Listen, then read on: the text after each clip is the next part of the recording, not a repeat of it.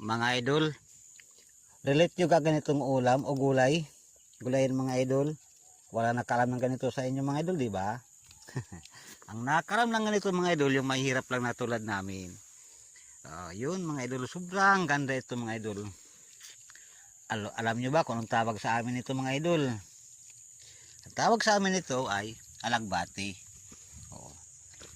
Sa totoo lang mga idol, sa Maynila, ilang taon ako nakatira ng Maynila? 22 years ako tumira ng Maynila. Pero sa totoo lang, ang nakikita ko mga idol kung saan ito may binta, wala ito sa palengke mga idol ha.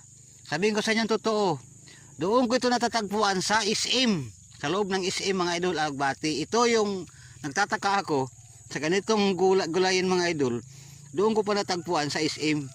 Pero sa palengke, hindi ko ito nakikita mga idol, itong ganitong alagbati mga idol. Pero napakasarap ito mga idol. Alam nyo kanong luto, bulang lang, kumbaga tawagin sa amin ay lauoy baga, lauoy. So sinasabaw lang mga idol.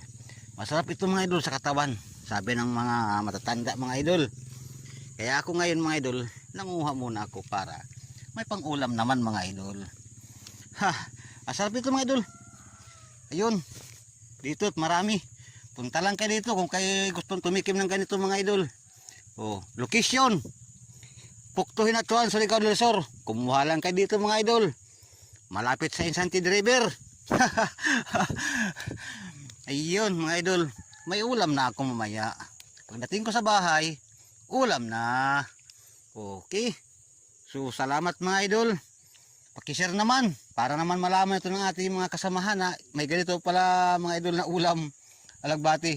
Alagbati ito mga idol, tawagin sa amin alagbati. Masarap ito mga idol. So yun lang mga idol, salamat. Ang gandang tanghali sa inyong lahat. Nasa bundok ako mga idol, Katibayan. Walang edit, walang daya. Ayun, kita nyo na. So salamat.